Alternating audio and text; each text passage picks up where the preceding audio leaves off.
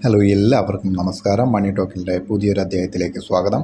ഇന്ന് നമ്മൾ കുറച്ച് ബിസിനസ് സംരംഭങ്ങളാണ് പരിചയപ്പെടാൻ പോകുന്നത്. ചെറിയ ഇൻവെസ്റ്റ്മെൻറ്റിൽ നമുക്ക് കൂടുതൽ വരുമാനം ലഭിക്കുന്ന കുറച്ച് വീട്ടിൽ നിന്ന് ചെയ്യാൻ സാധിക്കുന്ന കുറച്ച് ചെറിയ ചെറിയ സംരംഭങ്ങളാണ് ഇന്ന് നമ്മൾ പരിചയപ്പെടാൻ പോകുന്നത്. ഒന്നാമത് എന്ന് പറയുന്നത് ഫ്ലവർ പ്ലാന്റുകളാണ്. അതായത് നമുക്ക് പൂച്ചെടികൾ നിങ്ങൾ ഇഷ്ടപ്പെടാത്തവർ വളരെയധികം കുറവായിരിക്കും. നിങ്ങളുടെ വീടുകളിലൊക്കെ പൂച്ചെടികളുണ്ടാവും.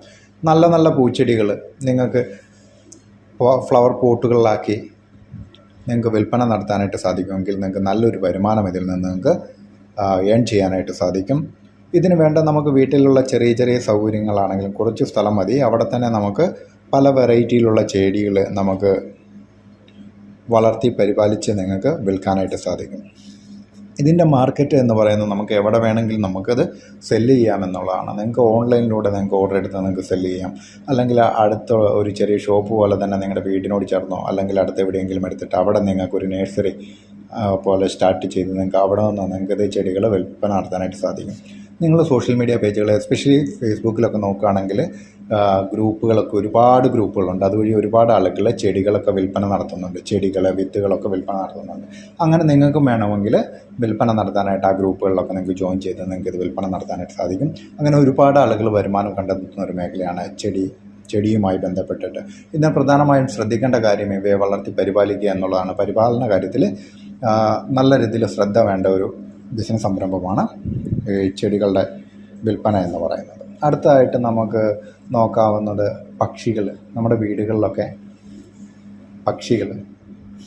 വ്യത്യസ്ത തരത്തിലുള്ള പക്ഷികളെ വളർത്തുക, അവയുടെ കുഞ്ഞുങ്ങളെ വിൽക്കുക, അതിലൂടെയൊക്കെ നമുക്ക് വരുമാനം നമുക്ക് ലഭിക്കും. അത് നമുക്ക് കിളിക്കൂടുകളായിട്ട് തന്നെ നമുക്ക് കൊടുക്കാം.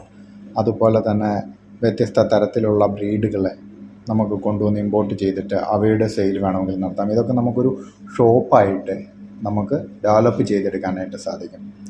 അടുത്തതെന്ന് പറഞ്ഞു കഴിഞ്ഞാൽ നമുക്ക് പെറ്റ്സുകളാണ്. നമ്മുടെ ഓമന മൃഗങ്ങൾ, പൂച്ച, പട്ടി മുതലായ മൃഗങ്ങളെ അല്ലെങ്കിൽ അവയുടെ കുഞ്ഞുങ്ങളെ നമ്മൾ കൊടുക്കുക. ഇന്ന് ധാരാളം ആളുകൾ ചെയ്യുന്നൊരു ബിസിനസ്സാണ് പെറ്റ്സിൻ്റെ ബിസിനസ് എന്ന് പറയുന്നത്.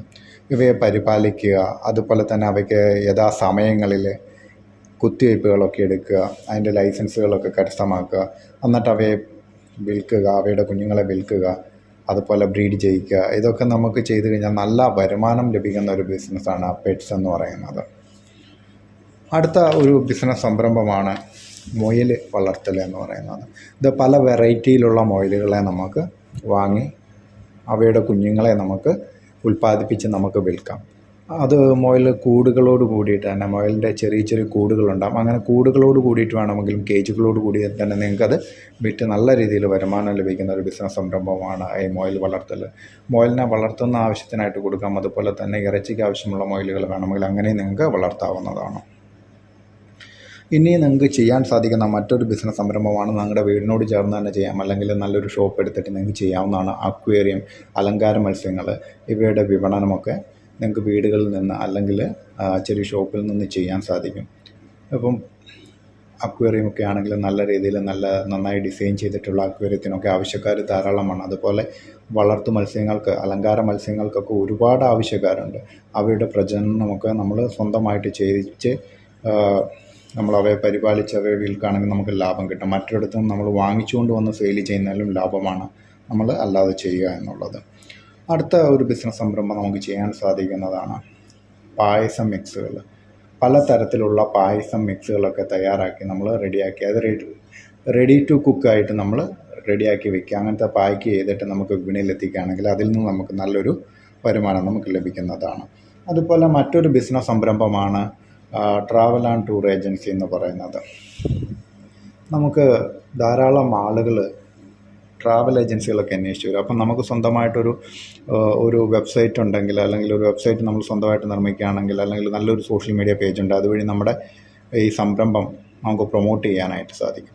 അങ്ങനെ വരുന്ന കസ്റ്റമേഴ്സിന് നമ്മൾ കൃത്യമായ രീതിയിൽ ഒരു സർവീസ് പ്രൊവൈഡ് ചെയ്യണം. അവരുടെ ആവശ്യം അറിഞ്ഞ് നമ്മൾ ടൂർ പാക്കേജുകളൊക്കെ നമ്മൾ റെഡിയാക്കി കൊടുക്കുകയാണെങ്കിൽ നമുക്ക് ഇതിൽ നിന്ന് തന്നെ നമുക്ക് നല്ല വരുമാനം ലഭിക്കും. അതുപോലെ തന്നെ വലിയൊരു സംരംഭമായിട്ട് നിങ്ങൾക്ക് ഇതിനെ വളർത്തിക്കൊണ്ട് വരാനായിട്ടും സാധിക്കും. അപ്പം ഇന്ന് നമ്മുടെ വീഡിയോയിൽ നമുക്ക് ചെയ്യാൻ കഴിയുന്ന ചെറിയ ഇൻവെസ്റ്റ്മെൻറ്റിൽ ചെയ്യാൻ സാധിക്കുന്ന സംരംഭങ്ങളെക്കുറിച്ചാണ് പറഞ്ഞിട്ടുള്ളത്. അപ്പോൾ നമുക്ക് വീണ്ടും മറ്റൊരു വീഡിയോയിൽ കാണാം. അതുവരേക്കും എല്ലാവർക്കും നന്ദി, നമസ്കാരം.